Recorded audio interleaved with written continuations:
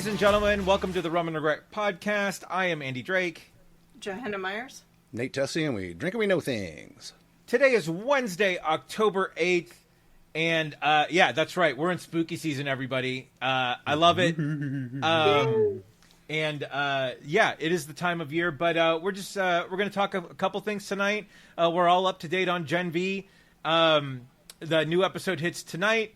But when we drop this, so we're not talking the episode that dropped today. No. Even though Joe has already gone ahead and seen it. All the homework we give her, and that's the one she takes on her own. My bad. We're also going to discuss Marvel Zombies. And we are going to, Joe and I are going to nerd out over VHS Halloween, which has just come out on Shudder. So with that, Joe, update, how's everything going? Good. I'm still here and alive. Excellent. And just taking medication and going forth. But also the big thing that happened this week, you started the GoFundMe for your bills. Yes, I did. We're halfway there, right? Halfway there. Yeah. Halfway there. I love all of you who have donated, and I'm sorry to beg for money, but hey, dude, no shame it's in not your this. fault. No The country is broken. It is exactly. not your fault. Yeah. But I love everybody who has contributed and shared. I love you all so much.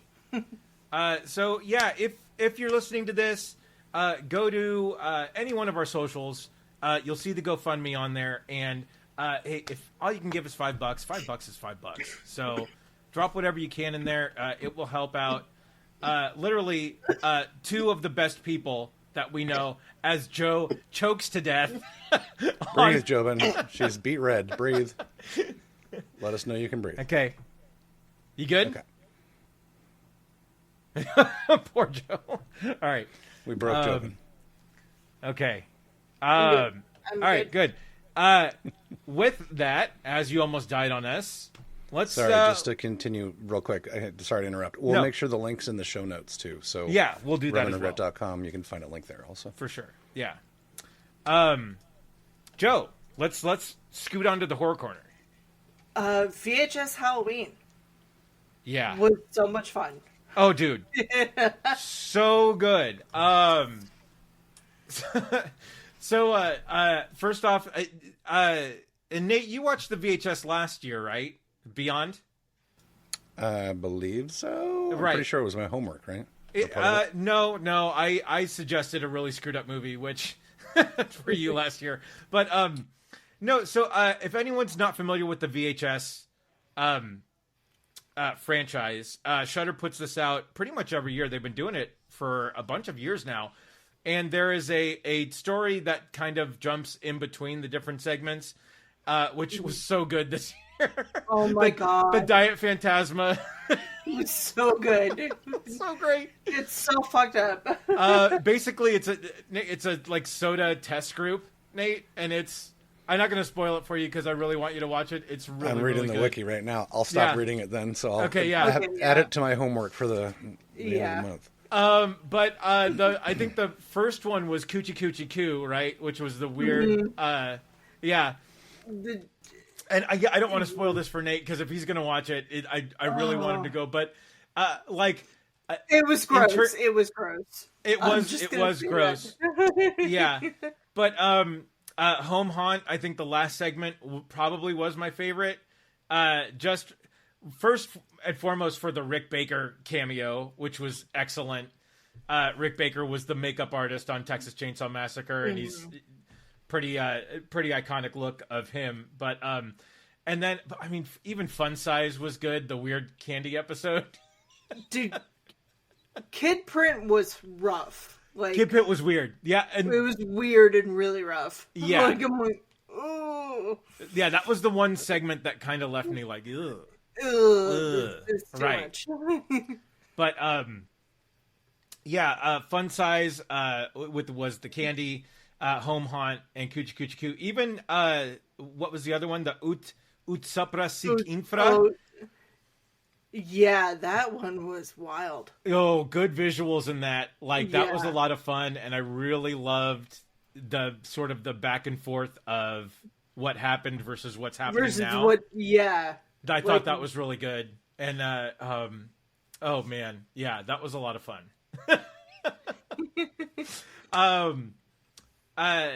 Anything else from your horror corner, Joe? Megan 2.0. So I haven't finished it. I'm about halfway through. Oh, But nice. It's so good so far. I love it so much. Yeah, This is a movie and not a series, right? that's correct. No, No, so yeah. it's the second movie. The second Megan movie. Yeah. And who is the girl? Who's the girl from Ahsoka? Who is the bad robot in this? Violet McGraw. No.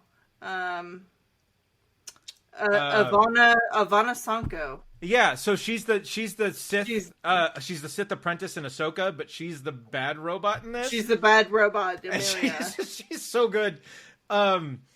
This it's interesting though how the first Megan did sort of skew a little bit horror, and in terms of how like the Alien versus Aliens went a little more action, like horror. Like- This, I think Megan 2.0 trends into a little more action horror. You still get some of those great kills, but it is a little more.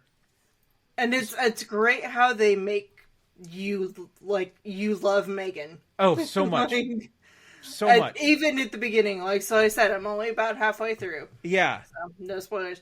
But even now, I'm just like, you love Megan. Like, just There's quit doubting her. She knows everything. Like, right. Yeah. So you've gotten to the point where that that Megan's been like pushing buttons, right? Yeah. Okay. Oh yeah. Yeah. So they're in the bunker. Yeah. Oh, okay. All right. Yeah. Yeah. So So it starts out where Megan's essentially like the house AI, and she's been slowly She's been mopping the floor for a while. yeah, and she's been skewing events sort of to this end, which has been when that realization came, I was just like, oh man, we are in for such a great a great ride here. It's like I want Megan to be my house AI. Like I No, really for sure. kinda do. Totally, yeah. So I hope that doesn't change in the. Oh If you yeah. search half that of on the Reddit, movie. I guarantee you somebody's already worked it out. Oh no, from the for first sure. movie. Yeah. Yeah, and it's funny because I actually just sent Nate you I think of like Sarah Connor hates you right now because Right. Yeah. Right. There was another funny meme that I saw too, where it showed robots taking over the world, but they were stopping at one guy and they're like, no, leave him. And it showed Chat GPT, him thanking Chat GPT for for what they've been generating. It's like, no, he was nice. Spare him. Spare him, he's fine. So, but yeah. Oh no, Joe, finish that movie because I can't wait to get your thoughts. Oh, Because God. the ending is so good and so worth Literally, it, and- once we stop recording, I'm going right back to it. Okay, great. Nate, did you watch the first one? No. Oh, This okay. is not in my lane. Okay. Dolls All right. and horror. Oh, Yeah. so speaking of things to make Nate watch, Yeah. did we We talk need about we need. I think in the next day or two, we need to come up with our list. our list? All right, so Megan's definitely Megan 1 and 2 are on that list. I mean, you guys only get 3 movies, so you Right. might We got wanna to. We got to pace talk. yourselves. We'll talk to Steve. All right. We'll talk to. I actually do have already a movie in my wheelhouse for Nate. Okay. All right. Yeah. I'm trying to do better than last year for Nate. So I'm I'm 8 days in 8 days into my 31 for 31, and there's one that was like, oh man, I got to make Nate watch this, but then I'm like, you know what? No, I learned that mistake last year. Hey, it was a good pod, man. No, it was. It was definitely good. It can't get worse, from my opinion. No, so. no. I'm worst, I'm going to give a little spoiler. Kurt Russell's in it. Ooh. All right. So. All right. Do love some Tombstone. Cool. Yeah. Joe, what else for the horror corner? That's kind of it from my horror corner. Sorry. Okay. All right. So, like I said, I'm doing a 31 for 31 for October of scary movies. My rule is it's got to be something that I haven't seen before. So, two of the movies on the list we've already talked about, VHS Halloween and Megan 2.0. But my October one was a movie called The Borderlands. And it wasn't the crappy video game adaptation. It was actually a found footage of Vatican researchers that go to a church out in the middle of nowhere that are researching weird events.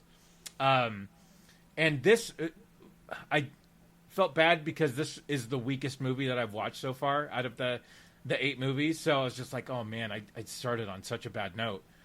But October 2nd totally redeemed itself. Spoonful of Sugar. This is on Shudder. This is a slightly off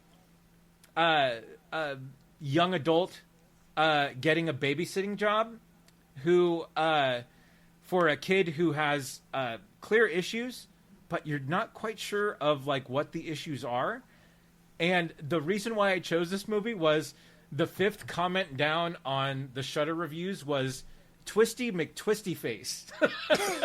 Oh my god! Okay, so that was your nickname in college, right? Right. Yeah.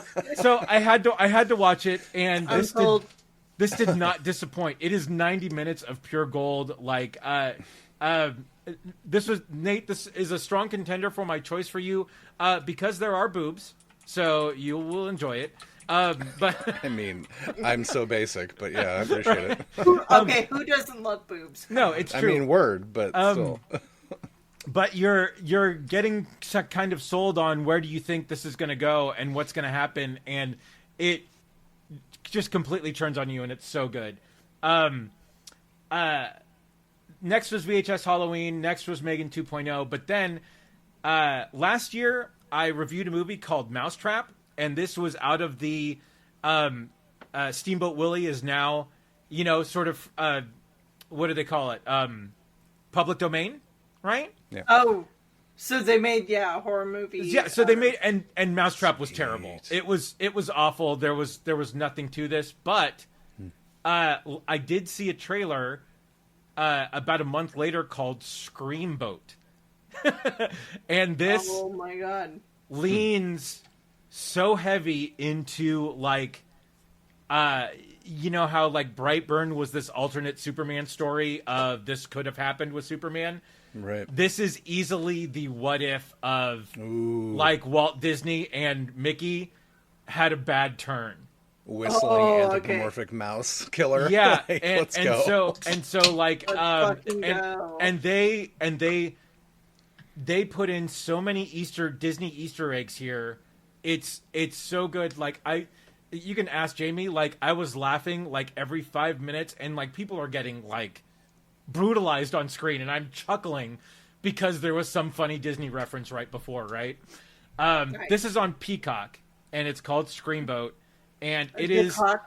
Yeah, it is like and there's no like. There aren't like any really great effects in this. Like, but they play up that it is a messed up mouse that has been stuck on the Staten Island ferry for 50 years that gets magically released and goes on a murder spree. But again, they dig into the lore of Disney and drop in so many Easter eggs. It's so much fun, right? So this was I was just like, I was on a high after those 4 movies that I'm like, oh man, this is great. Then I figured, hey, why not? Let's keep this messed up public domain thing going. And then I watched Peter Pan's Neverland Nightmare. What? This is one of those movies where it stops. You're just like, what the fuck did I just watch? I'm entirely invested. Okay. Like, be sure to keep keep a time when if you get around to watching this. Nate, I will not make you watch this. But Joe, if you're in, dude, I'm in. Let's talk afterwards. I'm in. I'm fully in. Use the Notes app on your phone and keep a stream of consciousness going. Andy is your reaction. For the people on the pod, Andy, Andy is physically shaking himself off to seriously, I watched it and I felt dirty. I'm so in. Oh my god! I love that Joe's reaction is the polar opposite of mine. I know, right? She's like, "Give it to me, hook it to my veins." I'm like, I'm sorry. I might not be watching Megan, the rest of Megan. I'm gonna watch this. This is why I love this podcast. All right, you guys. Oh my god, it's like hearing Walnut Creek's Walnut Festival is going to be held in Antioch. Hard pass. Yeah. Guys. So if you guys have the gumption and want a weird watch, head over to Peacock, watch Peter Pan's Neverland Nightmare, because, oh man, you're in for it. It was so bad he said gumption, folks. This is not alternate gold prospecting times. Yeah. The next movie I watched, Clown in a Cornfield. This is on Shudder, and this, I've been seeing this out there, and I'm just like, come on. This can't be that good. I fucking loved this movie. It was so much fun, and it was so well done. There's a very good level of camp in this movie. Obviously, it's called Clown in a Cornfield, but the beats in here, the writing, there's great humor throughout, and just so many just sort of fun elements of how they get to where they're going and whatnot. This is it's so much fun. Today's watch was my horror it girl of the moment, Samara Weaving. I found a 2017 movie that she was in called The Babysitter. And this has Robbie Amell, Hannah Mae Lee, who was in the Pitch Perfect movies. And then oh god, who's the other girl? I forget who the other girl was. But Leslie Bibb is in it. And Samara Weaving is a babysitter who is actually the leader of a satanic cult. And after the kid goes to bed, she brings her friends over and does her little ritual. Nice. This I did not expect to like this movie as much as I did, but. We hope you have a Side Kittens tracker going for these. Oh no, dude, I do. Yeah, I do, because I don't know if I'm just that easy to entertain. I think I might be, because I'm having a lot of fun this year, and there were some movies last year that just didn't hit, but I feel like I'm swinging. Aside from Peter Pan. Yeah, I was going to say, knock on something. You just jinxed yourself. Right. Aside from Peter Pan here, what are you doing? Yeah. But there is a sequel to the Babysitter movie, which I'm going to watch tomorrow. And then there's apparently a really good movie called Good Boy that's out there. That's a horror movie told from a dog's perspective. Oh, I've heard about that. Yep. Yeah. Yeah. So that's on the list too. There's a movie with watch Good Boy. yeah. A movie with one of the Fanning sisters, I think, called Vicious. I'm not sure if that's available for streaming or if it's coming out in the theaters or not. But anyway, the watch is in progress and going swimmingly well. Nice. For now. Nate, any addendums to the horror corner? Don't think so. I mean, I've got some thoughts about Marvel Zombies, but we can talk about it in the MCU. Yeah, let's talk about it in the Marvel Minute. Until then, let's move on to the watch list, which will be pretty short and sweet. First and foremost, on Apple TV, I'm all caught up with Severance, and holy crap, this is such a good show, you guys. It's so wonderfully weird, and I just can't explain it. you just got to watch it, and it's so much fun. It's been getting all the awards forever. It's definitely on my list. Oh yeah, and the guy who won for supporting actor, I forget his name at the moment, but this dude is so on. He has two. I mean, he's great in the series overall, but he has two sequences in each season that just like you can tell why they cast this guy in. Not necessarily for what he does when he's not doing these crazy sequences, but it's just it's so well earned. And then Jamie and I caught up with Foundation season 3. God, I'm so behind in that. Dude, such a great season, and just got confirmed for season 4. So we're getting more at some point, which is excellent. But yeah, dude, Lee Pace is so good as Empire, and even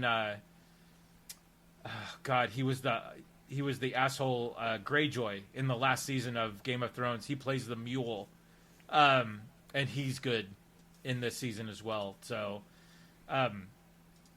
anyway, moving on to Hulu. Only Murders in the Building. This is season 5, season 4, maybe. Wow, really? Yeah, something like that. And really, really great guest stars in every season, and it plays very well. And I thought this would get played out, pretty quickly, but no, they're doing really, really good at keeping it fresh and everything.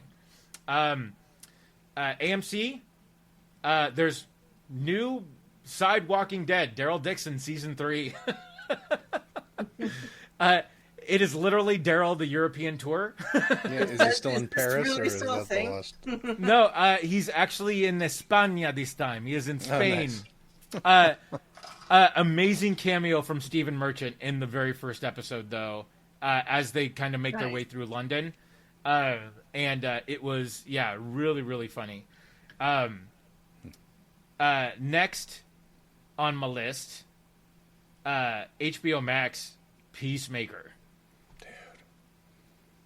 Like, this is so good. Oh my god. Like everybody was worried that James Gunn wasn't like the right choice for the DCU. Like, he knows how to mix. I wasn't worried. Well, neither was I, because he's done a lot of great stuff, and like he can blend humor and serious and make it work. And dude, and turn John Cena into an actor, right? Like but a legit actor. The last 15 minutes of that episode, like the Robert Patrick revelation, was like, holy crap. Then his brother, that whole point. I got to go back the episode before, though. Vigilante to Vigilante. Mm-hmm. Yeah, we'll try not to spoil it for everybody. I know. You have to watch the show. Oh my god, Joe! dude. I can't believe you and Ken would have a ball with this show. Yeah, you guys need to watch it. It's so good. Freddie Stroma as Vigilante steals every scene. Oh, he's so good. I mean, him walking through his house and then finally doing the thing is just Yep. Oh man, it's so good. But yeah, just the big drop from that episode into this next episode was done really, really well. And I love the Leota and Judah Master moment too. I thought that was so much fun. That's the most people I've ever killed in a pool with a telephone wire. Right? How many did you before? 4. So good. So good.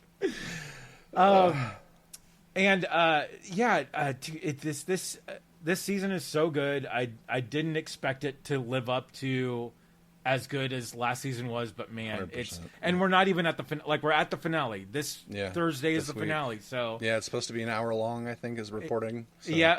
Yeah, and we'll lead into the events of Superman: Man of Tomorrow. Which, Joe, if you haven't seen Superman yet, Superman's on Max. So okay, you haven't watched it yet, Joe Ben. I'm sorry. That's all right. Put down the Hannibal, Joe. Watch Peter Pan first. I've got a list as long as my Johnson. Right. Yeah. That almost went all over the place. Oh my god, Joe. Jesus Christ. Oh my god. But anyway, yeah, Peacemaker. It's peak TV, and it's great DC stuff, and it's again, not necessarily what you'd expect out of a DC show, but man, it's so good. It's the most grounded DC has ever been. For sure. Since the first season, obviously, but oh, for sure. Yeah. Cameos are top notch. The acting from top to bottom is insane, and I can't believe they made John Cena. I can't believe John Cena has progressed so far, because he acts the shit out of this show. No, against for some sure. really great acting, and it's I'm shocked. Like, dude, happily for sure. surprised. Yeah. Next on the watch list, Amazon Gen V. They're so good. Oh my god. So Joe, how you're feeling about Gen V? That's how we feel about Peacemaker. Yeah. But more. Yeah. But more of it. But turn it to 11, okay? Okay, but I did not expect to see that much out of Hamish Linklater. Right? I don't think anybody expected to see as much as they saw so far. Yeah. Watching interviews with him he is so like wonderfully like fun and everything. Like I could only imagine how it was to work with the guy, especially with this character and like what he's doing. But man, dude, he is so good as Cypher. Seeing him being bad, right? In the not Mass Effect, Midnight Mass. Yeah. Sorry. Like, he was like this priestly good person. Like, seeing him as this horrible person, I'm like, holy shit. Yeah. And also seeing his ass balls. Yeah, right. I'm just gonna say it. Yeah. Wow. Just you got the full back sack. Yes. Yeah. But yeah, just his character alone, and them not knowing necessarily how to deal with him because they can't detect the V in his body, but sure enough, he's got this power to control other people for sure. So what is his power? Do we know like what his power is? It seems like super influence, right? Yeah, nervous system control, I think. Like Cypher, the naming seems to lead to something more like synapse technology or electrical impulses or something like that. You're right, exactly. Yeah. Yeah, because remember, oh god, no, my total brain fart. They, them from the... Jordan. Yeah, yes, Jordan said she was in the back seat, basically. She was aware of everything that was happening in that one episode. Yeah. But she couldn't drive. Like, it was crazy. Yeah. So good. But yeah, no, I can't wait to see where the rest of the season goes. It's so good. And we meet the sister, Annabeth. That's right. Who has powers. Yeah. Wait. Joe. Damn it. Well, sorry guys. We're gonna watch. I'm watching it tonight. So I know, me too, but I still didn't want to spoil her before it fucking jump it. God damn it. Let's take a minute. Let's reflect shame. on Hey, where's the bell? Where's the shame bell? Let's shame. reflect on what just happened. Shame. Okay. Sorry, guys. It's all right. That's okay. You know what Lewis Black says about that. Yeah. So anyway, well, the good news is that hopefully people who listen to this will be caught up. Because, a couple days will have happened since... This is true. Anyway. The real fans have watched it. Yeah. It's sorry. That's it for my corner of the watch one list. thing I'm caught up on. Yeah. Joe, anything to contribute to the watch list? Aside from that, no. Okay. All right. Right. Yeah. Exit stage lift even. Another meaty contribution, Joe. Ew. Yeah. I mean, aside from watching Hannibal for the umpteenth time. So fired. Don't tell us you're watching other shit. Oh my god. Okay, yeah, I almost actually read, because literally I'm on the Wikipedia right now looking up the actors' names, and it has tonight's episode breakdown on there. I went, I had to scroll back up. Yeah. So you're good. Let's see. I have a couple things. Okay. We already talked Peacemaker. Let's see. So for those of you that are brave enough for the TikToks, it's a great place to be. It's not just dances and other bullshit. Kit Laser, who is at Movies Are Therapy, 812,000 followers on that platform. Amazing movie reviewer, literally one of the TikTok guys from, I think, pandemic times that made it so big on the platform that he was able to quit his job and now he does movies full-time. Oh, awesome. His reviews are very insightful, and just the Movies Are Therapy moniker, like he takes that angle. It's very good. He looks just like Paul with glasses and a hat. Oh, really? So I know this guy. That guy's he's really good. He's great. Yeah. So he suggested a movie. He was going through like, I was going to watch some fucked up horror stuff, but I felt like I was going to laugh, and I saw this movie Code 3, and it had, Rainn Wilson and Lil Rel and some other people in it that looked like it could be fun, and Rob Riggle's in it also. Nice. And it's basically about a bunch of paramedics on it's a 24-hour shift, basically, of these paramedics that are all kind of burned out and their full day on adventure. And he said it was funny. There's a lot of really funny parts in it, but it's also, he said he wasn't expecting the turn for like graphic hospital gore. Oh, yeah.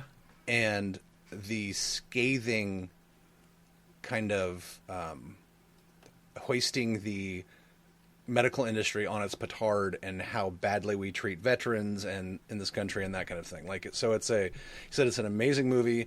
It has a ton of heart and a lot of laughs, but it's also like very much deeper than you would think. Okay. And it got a very limited box office release. He said he rented it through streaming and highly recommended it. Said it was great. So okay. I thought that was interesting. I wanted to throw that one out there. Nice. And then I've got another secondhand review-ish for One Battle After Another, which is in theaters still. It premiered in IMAX last Friday. Okay. Maybe more than that. And our friend Cam Hughes, Bicentennial Cam, recommended it like immediately. He doesn't go see movies on day one, so he literally sent me a text like early evening, which means they weren't working. Like him and his wife both didn't work that day and went and saw a movie. Yeah. Which, spoiler, sorry. I mean, allegedly they worked, I'm sure. Just outed people. Sorry, guys. Anyway, went and saw the movie and said it was fantastic. And it was one of the best movies he's seen in recent memory, or in even longer than that. Nice. And I asked him for a quick... Yeah, I know. And his reviews don't come lightly. So yeah, definitely worth seeing. I've got a couple sentences from him here. And then he had some string of thought after it, so I'm going to try and rearrange this. Apparently, it was 20 years in the making and got derailed by the pandemic. Directed by Paul Thomas Anderson. Johnny Greenwood of Radiohead did the soundtrack. Ooh. And he also did There Will Be Blood with Paul Thomas Anderson, so there's a huge connection there. He said the soundtrack is fucking phenomenal. But here's the direct quote. The best movie you will have seen in a long time. So it's shot in Sacramento, Arcadia, and Stockton with great action sequences and a fantastic car chase scene that puts you in the driver's seat. Shot in rare VistaVision format, not used since the days of Hitchcock. You're in for a real treat seeing this movie. Sean Penn's character almost steals the show and could be Oscar-worthy. Leonardo DiCaprio brings the incredible acting we're used to from him and definitely worthy of an Oscar nod, if not a win. And newcomer Chaz Infinity is an instant star. He also said that Benicio del Toro was fantastic in it as well. Oh, nice. Definitely something to see in the theater. If it's still in IMAX, he said go see it immediately because Tron Ares is about to take that tomorrow. So yeah, we're actually going to see that on Saturday. Nice. Yeah, I've got plans to see it with a kid if she will make the time. we're at that. Oh, Dad, no. I'm going to the football game on Friday. No. Like, oh, no. It's happening. Then I have to go thrifting for my Halloween costume. And she ordered 3 copies of Taylor Swift's new albums. Like, you don't have money. Where are you getting? What are you doing? Yeah. So, hopefully we get to see that this weekend. But that was also on my watch list. There was a final trailer drop for Tron Ares recently. Right. Looks fantastic. I can't wait to see it. The reviews are all over the place. Yeah. Most of them are saying, like, it's a movie. And it looks great. And then There's a couple reviews that I'm pretty sure are paid reviews that are like, it's the best Tron movie ever. It's like, probably not. But, I mean, IMAX and Tron has been very good to us. So yeah, totally. we're definitely going to go see Like, it. if you love Tron, you're going to be on board. It's a Tron movie, yeah. You're in for a visual and audio journey. See it on the biggest screen you can, I think is the idea. What else? And if you love Nine Inch Nails. Yeah, exactly. The soundtrack's supposed to be a banger, too, just like the last one was. But darker and more industrial, obviously, with Nine Inch Nails. Yeah. The Witcher dropped a new trailer. That was a thing. And we talked about it in the chat. It's like, if Henry Cavill never existed, Liam Hemsworth might have gotten a fair shake, but there's no way he's going to live up to Cavill. No. Yeah. The trailer looked amazing. Like I said, just Lawrence Fishburne seems out of place. Mm-hmm. Yeah. Like when I heard his voice, I'm like, wait, what? Morpheus? Yeah. Well, for me, it was Jack Crawford. Like, what are you doing here? Yeah. Yeah. I think the trailer overall looked great. I mean, hopefully they focus on Siri. That's my hope. So Yeah. And like I said, I like in the chat, I'm here for everybody else. Right. Because, oh man. Yeah. This is such a good show, and it needs a good fair shaking. Yeah. It needs. I mean, it's so much love. entirely possible it's great. But no, for sure. They really fucked up when they got rid of Henry Cavill. Mm-hmm. Yeah, it might. Hopefully, it doesn't matter. Like, hopefully, it comes and it's there and we love it and it's good. Everybody else ponies up and we're here for them. Yeah. Right. I mean, the action montage, it was a trailer, obviously, so it's cut that way, but the action montages look good, so. Yeah, for sure. We shall see. Yeah. Let's see, what else did I have? Nothing else on this list. Okay. We did have another trailer, but let's talk about that momentarily. Okay. In our new segment, which is the Critical Cafe.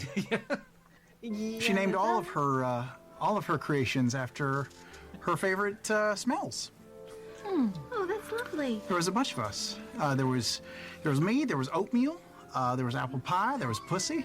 There was a bunch of us. Wow.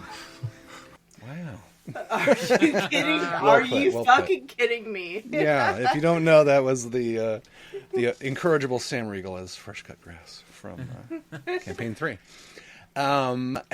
So I guess just off the top, Jester and Ford got married at Radio City Music Hall in New York yesterday. It was a giant live show extravaganza, apparently.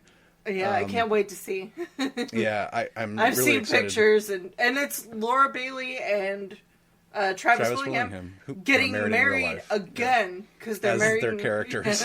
Yeah, it's fantastic. There's actually on YouTube now. There's I think it was from earlier in the week. It's like a 16-minute in-character wedding planning event. Oh, it was so good. The two of them sitting down with Matt Mercer in character.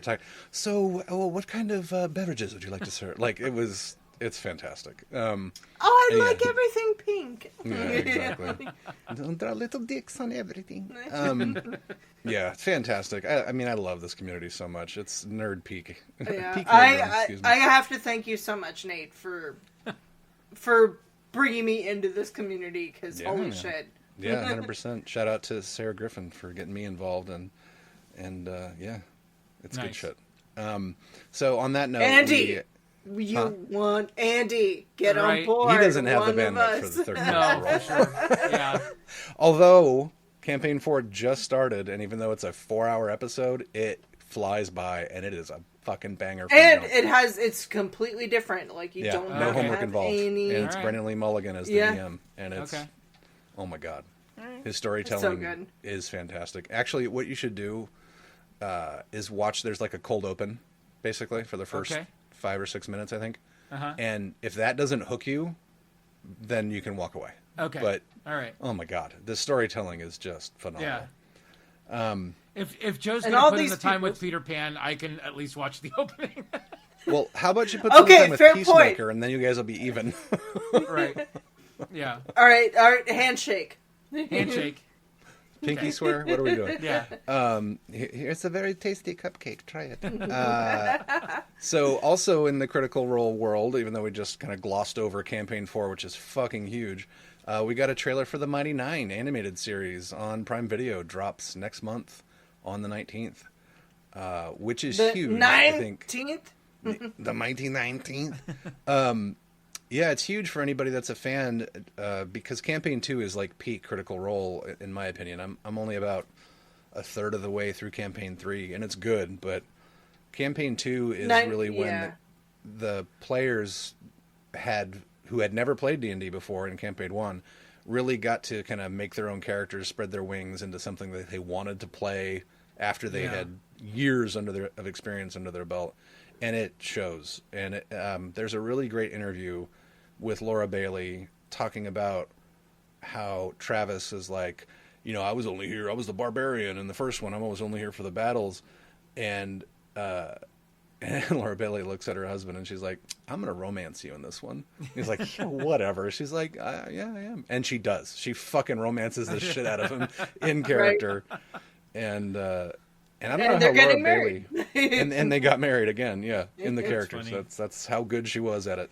And I'm not sure how Laura Bailey picks like the best characters out of everybody every time. Because Joe, do you want to talk a little bit about, like, non-spoilery, talk a little bit about who we got introduced to in that first episode? Oh God, just heartfelt. Like.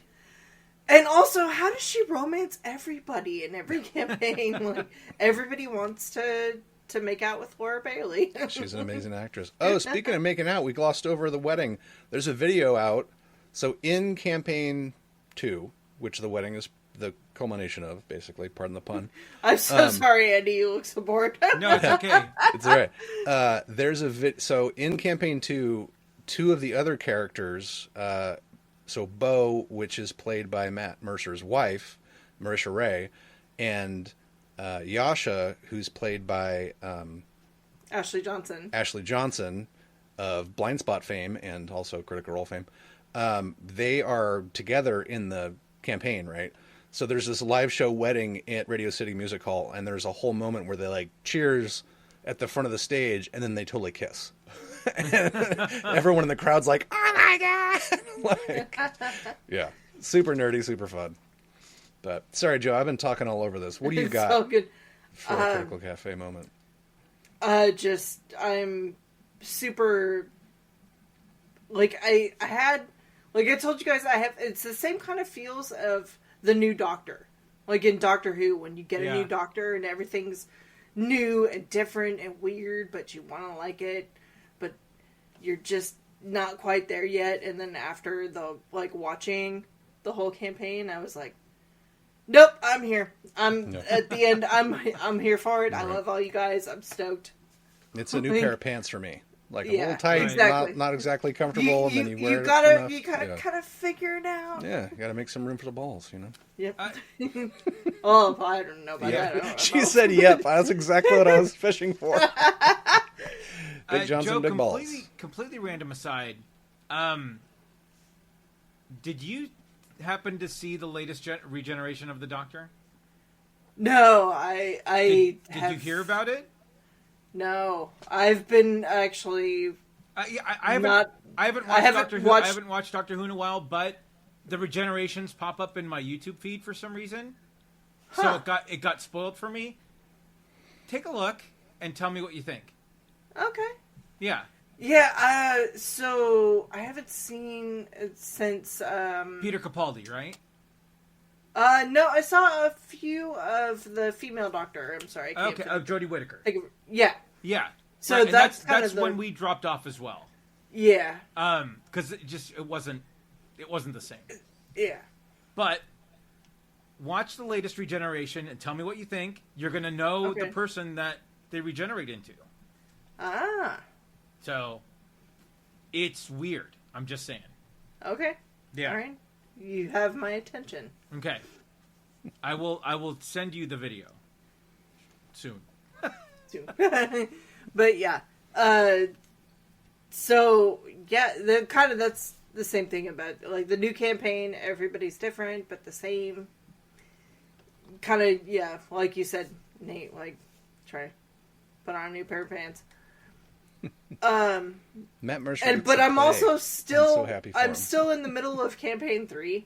No. So I'm like, kind of back and forth between, going back to Bell's Hells and now this new group who I don't know yet. Yep, it's really good. But I'm excited. Matt gets to play finally. I'm so excited for him. Which is awesome. Yeah. And Brandon Lee Mulligan from Dimension 20 fame is like arguably as good a DM as him in different ways too. But so what was it? I'm trying to remember the name of the kid, like where Matt was a player. Oh yeah, he played some one shots. Yeah. Oh god, what was it? He was the dwarf.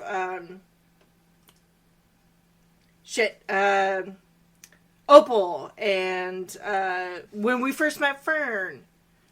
Oh, right. Was it like Calamity? It was Exandria something, right? It was some kind of Exandria something or other. And then we met Dorian. Right. Yep. So it was so good to see Matt as a player. Yep. And that was so much fun. And so I'm so excited to see Matt as a player. Yeah, I'm super excited, and referencing the Laura Bailey of it all, she deserves every award. She made me cry. And seriously, like, my god. She was in the episode for like a minute, and I was crying. Like, good God. It's amazing. So the character art, and there's a bunch of videos exploring the characters that are everywhere, so you can kind of get an idea about what's going on. Next episode is tomorrow, airs tomorrow live. And then I think Beacon is the next day. Is that right? Joe, or is it the same day? Yeah, I think so. Next day. It's next day. Yeah, and then us YouTube regulars have to wait till Mondays. But it's awesome. We got our D&D group meets tomorrow, so I'm sure we'll talk about the first episode. And obviously, Talison's character is my favorite already. Oh my god, yeah. He made himself in the game. Like, he's got like a clay mask and no I literally eyes. have him on my shirt right now. Yeah, exactly. He's fantastic. So that's our new quick check-in in the world of Critical Role for the Critical Cafe. Let me see if I can get the right sound to pop here. That's an eagle. That's not what I was looking for. Well, not all crabgrass is as cool as me. There you go. Okay. Enjoy. Nice. All right. Marvel Minute. Oh shit! Wah, wah, wah, wah. I should probably put this on a soundboard. Wah, wah, wah, wah, wah, wah, wah, wah. I get my tab open. All right. What a world! Okay, so Marvel Minute. Let's see. There's a bunch of stuff going on with Marvel, but I chose to keep this list tight. There is a good article here that actually is Disney like umbrella, so it has a couple other things, but it's the remaining releases for Marvel and Star Wars for the rest of the year, which I thought were kind of cool. Some of them are not for us. They're kid shows like Marvel's Spidey and His Amazing Friends season 4. Sure. Yeah. Marvel Spidey and Iron Man Avengers Team Up, which is also kiddie animated stuff.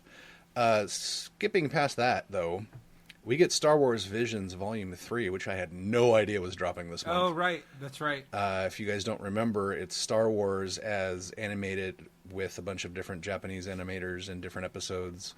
Yeah. Nice. And looks fantastic. Can't wait for it.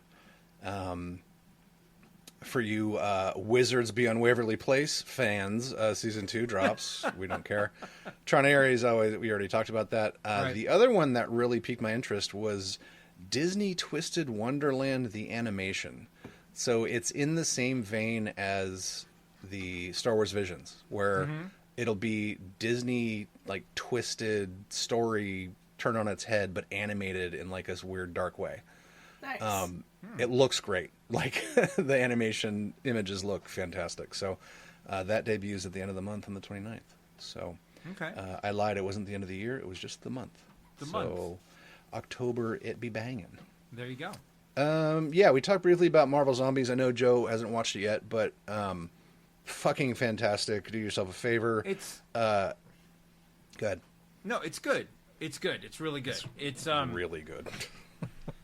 It's interesting. I'm myself personally having a hard time getting behind Ironheart a little bit because I felt I felt they did her dirty in her show. Different universe, but I agree.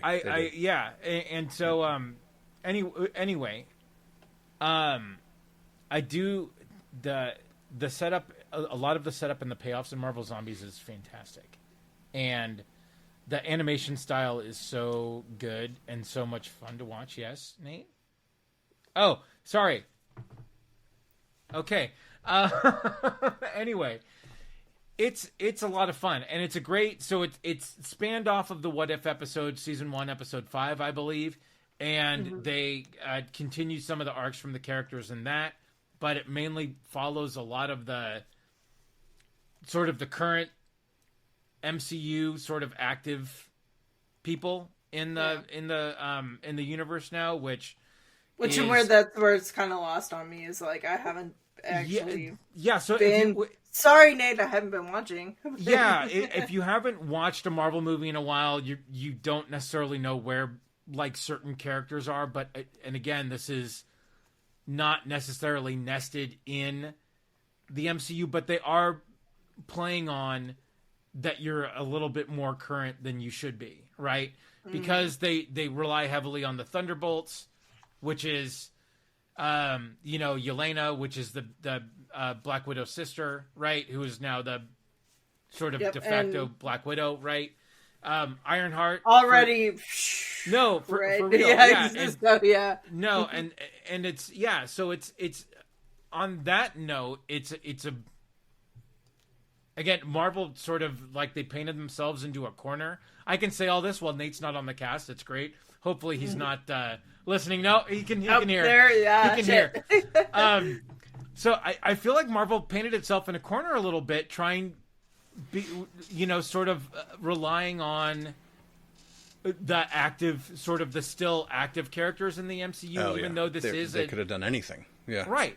Even though this is a secondary sort of separate universe story, like I don't want to spoil too much, but the end sequence I thought was killer. Yeah. I thought was so cool. Some of the best shit Marvel's ever done. Where some of the people end up, you're just like, oh, wow. Like, that was really neat. And then, but yeah, it's just, where the MCU really thrived was focusing on that sort of A-list Captain America, Iron Man, Black Widow, even Hawkeye, right? And Thor. Right.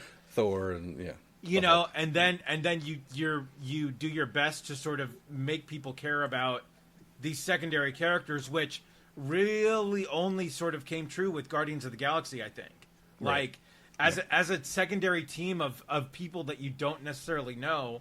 Like, and again, that's sort of the brilliance of James Gunn making you care about people that you shouldn't care about. Yeah, like fucking Peacemaker. Yeah, exactly. Right. Yeah. Like, and so so like and I really loved. I did enjoy Kate Bishop in Hawkeye, and even the Kate Bishop Yelena relationship in Hawkeye. I thought was really some of the best chemistry between two Marvel characters, and it's again it's for the characters that they're using here, they did a really good job, and again the story is really, really great. It's just again you're sort of banking on this sort of B and C list tier of characters, which as a DC guy, it's a little harder for me to invest in. But as a Marvel guy, Nate, you're just like, oh my god, this is so fucking cool, right? Fantastic. Addie and I absolutely ate it up. I started watching it and then immediately was like, she will kill me if I watch this without her. Yeah, we absolutely loved it. Even from the animation style, from the opening shot of the sun like filtering through the leaves and a idyllic forest or whatever, and then you get the zombie and the arrow. animation's fantastic from top to bottom. Voice acting's amazing. Yeah. The characters that show up later, I think, are awesome, and I was like, yes, every time so and so showed up. One of the best iterations of Blade we've ever seen, which is that was cool. All over everything. That was so cool. Yeah. Okay, Blade as the avatar attention. of Khonshu fucking rips. Yeah. So Blade is Moon Knight in this. Yeah. Wait, what? He's the avatar of Khonshu. He's Moon Knight in this show. That It's was fucking awesome. No, that was phenomenal. so cool. Okay, I gotta Like watch that- this now. Like if that becomes the Blade movie, like I'd be all in on that. Yeah, 100%. Like Right? he ends up like that in the Blade movie. To Right. your point, though, as far as the characters they used, they should have gone with completely obscure Marvel people in this same world, and then brought other people in. So Yeah. like give me random like Squirrel Girl or whatever the fuck, somebody new, somebody we've never seen, or this is a perfect opportunity to introduce Midnight Suns. You could have fucking put Midnight Suns in this world. It would have been amazing. Like, okay, there's a pocket of people that survive. Guess what? It's the guys that kill the occultists and go after the demons and the undead. Like, Well, but that could have worked. I would have say play to your strengths, and like if there's some reason why you can't have Spider-Man champion this story, like he was in it for an episode, right? and fucking did amazing. No, that Yeah. dude, trust me, and that was in the trailer. That was in a trailer shot. Like that sequence was killer. But like, Spider-Man is still the highest grossing Marvel character in terms of solo movies, I think. Right. Yeah, ever, I think, yeah. You play to him. Like you make him the central character of this and have the other people show up. That's where I think that where you can really sell this story. That's interesting, yeah. So we're kind of on the opposite ends of the spectrum. Yeah. Like I would have rather seen brand new folks. I mean, don't get me wrong. I love what they did with this from top to bottom. Oh, yeah. I do hear what you're saying. There are some parts that are a little weird. I mean, obviously it's Marvel Zombies. Like it's a what if movie or movie show. So, it was going to be a movie apparently, but I have a question. yeah. Yes. Why? So I've only seen the probably 15 minutes of the first episode. Yeah. Why does Iron Man have a teddy bear head? It's Friday. So it's the Friday AI in the Iron Man armor, and the teddy bear head I think is just for lulz. Okay. And so what do I need to watch to figure that one out? Season 1 or season 1 episode 5 is the Marvel Okay, Zombies that was episode. the so that was in that Marvel Zombie. Okay. Got it. You see what happens to the OG team in that episode. Right. Yeah, there's no Friday with the teddy bear head as far as I know. But yeah, no, that I loved that. I thought that was Me hilarious. too. Like that was so fuck? good. Yeah. I was so confused. So okay. So yeah, I need to watch the What If Marvel Zombies episode. Yeah, and you don't actually need to. It just gives you like the bare minimum. I mean, so just to backing up for a little bit on Mac Review, the whole Marvel Zombies thing, it was going to be a movie, so all 4 episodes together is about 2 hours. Mm-hmm. The What If episode is 22 minutes or something like that, 26 minutes maybe. So you're all in still under normal movie runtime for the whole deal. So you don't have to watch the first one, that What If episode, but it's good to do that because it makes sense why some people are the way they are, and then it gives you the foundation of the most terrifying version of Wanda you've ever seen in your fucking life. Yeah, you know how Wanda became her thing. You find out, like Spider-Man and Ant-Man, how Captain America becomes his half thing. the man he used to be. Exactly. Yeah. That was a fucking terrifying sequence too. No, by that the was way, great. holy shit. Yeah. Yeah, we won't give anything away. So Joe's going to watch this now. We can tell. Yeah. And then we'll do a full review. I think before the end of the month if we fun. can, because it'd be Yeah. good. It's really good stuff. So. Yeah. Let's see. Oh, we're still on me. Sorry, there was a giant raccoon trying to break into my Weber outside. That's what I was hearing all this noise. Like, what is happening? Let's see. Okay, so I guess we're still on Marvel Animation here. This is kind of perfect. Did you guys watch Eyes of Wakanda at all? Probably not. We did not. No. It's really good. So it's a 4-episode animated anthology series. Basically, it's kind of like the what did they call that? in like Loki and where there's like anchor beings, like in Deadpool and Wolverine. Oh yeah. Immutable points in time and that kind of thing. Right. So basically this series explores that, but with artifacts from Wakanda. Okay. Where they have to be put back in certain places, otherwise, shit's going to go down. And there's a 1-for-1 shot recreation of Killmonger at the beginning of Black Panther when he's in the museum looking at the axe handle or whatever that's in the museum. And that whole sequence, they'd redo that basically in animation as part of one of the episodes. Oh, neat. And it's a really cool idea. The reason I bring it up, totally worth the watch. Okay. Got a 92% on Rotten Tomatoes, which is fantastic. There was it's set up for a season 2 or some other kind of spinoff, but apparently the Scotland-based Axis Studios shuttered their doors and filed for bankruptcy. So it looks like they couldn't. So obviously this was made years ago. 1-2 punch of the pandemic and Hollywood strikes and impact of inflation and cash flow pressures, etc. So yeah, unfortunately, so that studio is shuttered, which sucks because the animation style was great and the production was fantastic. But hopefully they'll be able to save it. But brought it up because it's worth a watch. Let's see.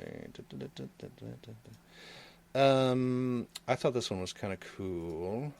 Of course, the link isn't working. We'll move on. And that link's not working either. Great. Let me back up to my list. And let's all go to the lobby. Let's all go to the lobby. Let's all go to the lobby and find my fucking links. Where is it? Man, I almost timed that perfectly. Okay, yeah, here we go. So 10 MCU villains who deserve their own prequel movie. Now, I know Andy's going to immediately roll his eyes at this, but they made some good points. So, obviously, Thanos. It'd be cool to see like how he came up and like the background of Titan and how he came to that realization like half the universe has to die. I would want the 90s Full House version of Thanos. And then it ends with him coming to the realization. It's him and then death and then and then coming to the realization that he needs to half all of the resources. Like how do I choose between these kids? Half of them gonna die. Right, yeah. There's a great How rude! There's a great interview with Brolin that I saw that I guess a lot of the people come up to him and say, "Why couldn't you just snap your fingers and double the resources?" Mm-hmm. Yeah, that's funny. Yeah, that's not how it works. Right? Yeah, exactly. Yeah. Let's see who's next. Hela from Thor Ragnarok, right? Ooh, I want to see that one. The amazing Kate Blanchett. Kate Blanchett in that outfit again, dude. Word. But exactly, I mean, like the prequel film could be the war epic, with her and Odin laying waste to everything, and the Nine Realms and all that. That'd be great. Yeah, so they threw in. Playing her. Yeah, right. They threw in Wenwu, who's the Mandarin in Shang-Chi. We didn't really get to see much of him outside of that movie at all. But he does show up in Marvel Zombies, which is cool. Right. Mainly for the Ten Rings backstory, I think that'd be kind of cool. So it'd be like a global crime syndicate, generational epic kind of thing. Thought that'd be cool. Dormammu from Doctor Strange, who we only got to see in that moment. It talks about the dark dimension. It could be a crazy horror film. Yes. And power for exchange offering dark power in exchange for worlds, etc. Setting him up as a cosmic terror on an unimaginable scale. So the one that I like on this list the most, second, is Ronan the Accuser, right? So we talk about how good Lee Pace is. Mm-hmm. Yeah. In everything that he's in. Yeah. He was done kind of dirty in every movie he was in. I mean, Guardians of the Galaxy shows how fucked up he is. Yeah. In the other iterations, not so much. But it would be very cool to see like the Kree Xandarian War and how he's a decorated, ruthless warrior, how he rose to get the Power Stone, etc. Sure. That'd be kind of cool. They call out Baron Mordo, who is in Doctor Strange. It's his buddy. They left that hanger at the end of that movie like there's too many sorcerers and he's going to hunt down sorcerers. So it'd be cool to see what happens there, even if it's a prequel or after that. Honestly, it would just be cool to see a Kamar-Taj. Yeah, right. You know, almost like a Starfleet Academy kind of thing and then everything around it. Yeah, they have a good line here. This film would be a tragedy about a true believer whose devotion is shattered, leading him down a path of radical zealotry where he attempts to fix the system he sees as fundamentally corrupt. So yeah, starting at Gumbertage. Yeah. Justin Hammer, they call out from Iron Man 2 because, he's got to dance and everything. Oh, sure. It'd be cool to see how he got his rise to power. They're saying the story would be about a desperate, charismatic businessman trying to prove himself in a world dominated by geniuses like Tony Stark, showcasing his shady dealings with global contractors, etc. And that was Rockwell, right? Yeah, that was. Okay, he's got to dance. Give Sam Rockwell anything, please. Yeah. Oh my God. Oh, I'm in. Yeah. There's some other obvious ones here, like the Malekith Dark Elves. I don't really care about him. Dreykov, which I thought would be cool. He's the guy who architected the Red Room. So, like, even though we didn't really get a prequel in the Black Widow movie, but like the rise to power within Soviet military intelligence and creating the Red Room and figuring out the whole Widow program, that'd be kind of weird, but it'd be interesting. What was the other one they had on here? Yeah, Malekith with the Dark Elves. He got done dirty in that movie, apparently, because all of his comic stuff is apparently just out of control good. So it could be another like dark epic fantasy between the Dark Elves and Asgardians, and Andy's petting his cat. Yeah. I'm Speaking of digitally dark petting elves, his cat. Right. There's a dark elf in the flesh. Oh, kitty. But yeah, that's really all I got to talk about. I would love to see a Galactus prequel. I would love to see how Galactus becomes Galactus.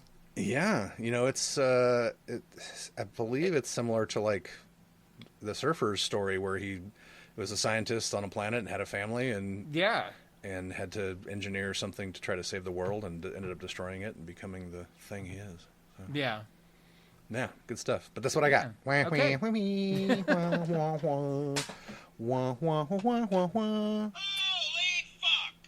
Thank you. Thank you, Lewis Black. Play this? Borderlands 4? Play this, motherfucker! Right.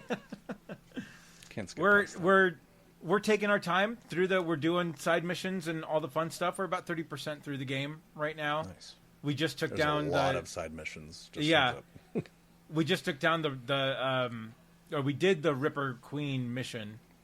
Nice. And opened up that town with, forget the girl's name. Anyway. Yeah. But yeah, having a lot of fun. It's real good. It's real fun. My buddies and I burned through it very quickly. Nice.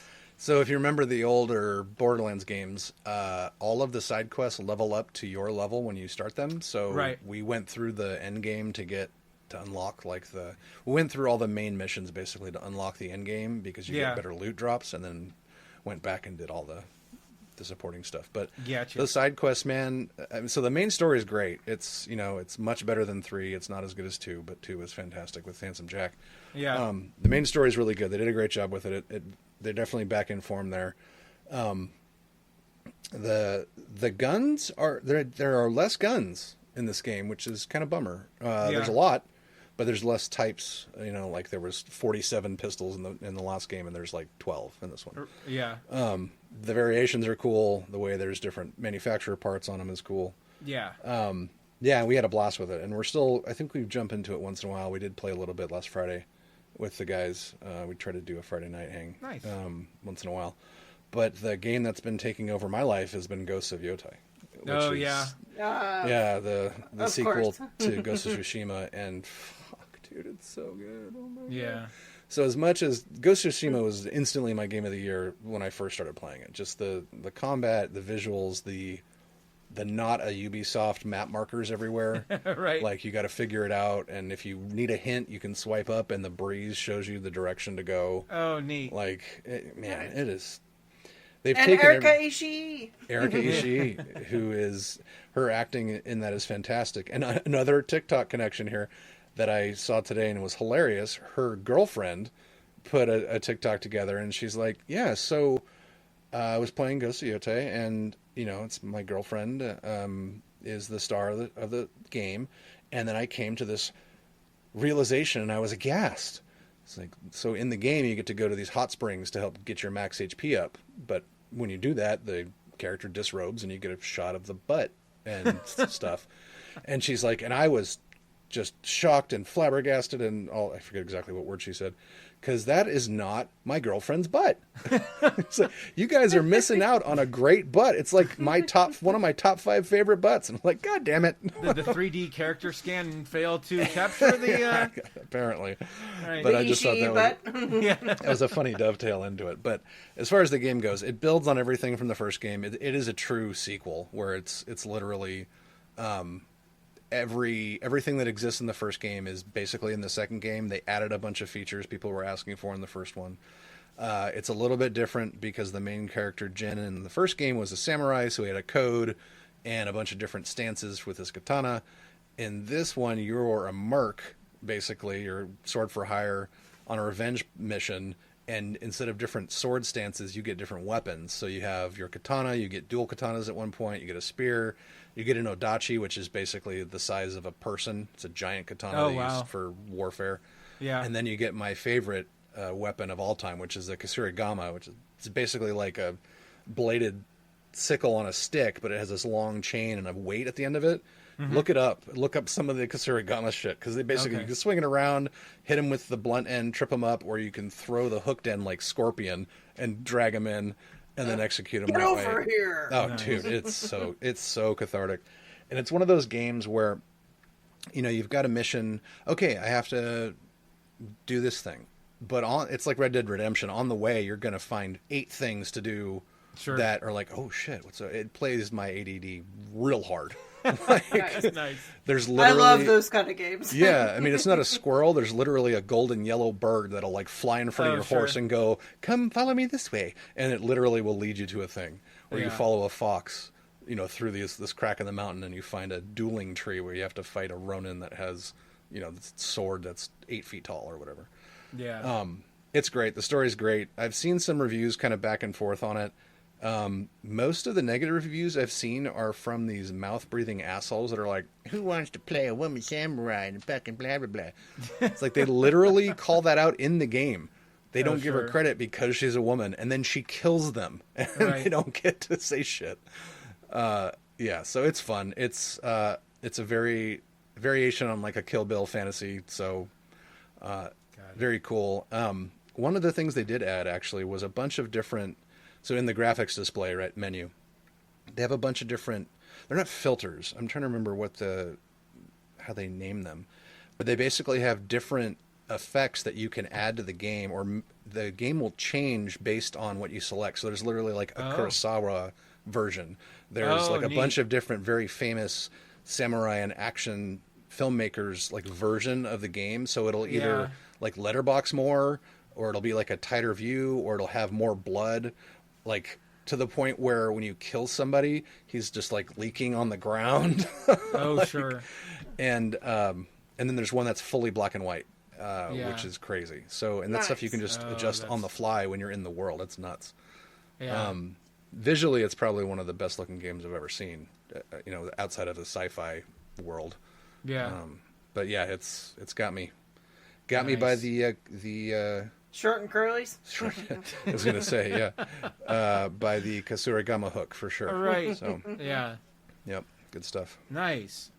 Joe, you playing anything these days? No, but I'm gonna. I was gonna ask Nate. So you were saying last week or last podcast, how can I play games on? What was it? It's called GeForce Now. GeForce Now. Okay. Yeah. It's a cloud streaming service by NVIDIA. Okay. And there's a couple different tiers, and I think the last time I checked, the best tier was only like $20 a month. Okay. And you stream on the latest hardware, so as long as you have a good internet pipe, you're good. Okay. And it works pretty much everywhere. I'm trying to think. Yeah, you play the games that you own basically through the streaming service. So you can buy games through their clearinghouse, or what you do is you connect your other things like your Xbox or your Steam account, whatever, and then you can play those games through it. Oh, neat. Okay. Right. That was the first time I actually saw Baldur's Gate 3 like it was intended to be seen, because my rig at the time was not good enough to push all the particles, and it fucking blew my mind. So totally worth it. Cool. Check it out. Not sponsored, but hopefully soon. Not sponsored. Yeah. All right. Final thoughts, guys? Cancel your Xbox Live membership, apparently, because their Game Pass shit the bed. They tripled the cost for half the stuff, and so be careful if you have that stuff subscribed. Yeah. Yeah. All right. So a lot. We went through a lot this episode, guys. Let us know your thoughts. If you guys are watching horror movies, what did you think of VHS Halloween? What did you think of Megan 2.0? Are you brave enough to watch Peter Pan's Neverland Nightmare? Nope. I'm so there. Also, are you guys watching Gen V? Let us know where you think there. Did you watch Marvel Zombies? What did you think of it? Let us know on our socials. You can find us on Facebook at the Rum and Regret Podcast. You can find us on all of the other socials. Just search up Rum and Regret Podcast. Joe, where can they find you? At Joe Chickadee on the socials or joechickadee.com. Don't forget to contribute to Joe's GoFundMe for her breast cancer bills. Let's bring that home. And thank you, and I love you all. Yeah. Nate, where can they find you? Yeah, Avid Gamer, AV1D Gamer on all the socials and your gaming platforms of choice. You can find me at Crazy Drake on Facebook and Andrew Drake on X. And until the next time, we have spoken.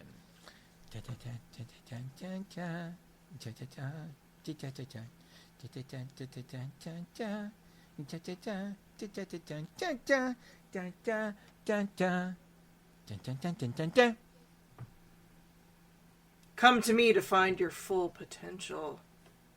Giggity, giggity, giggity, giggity.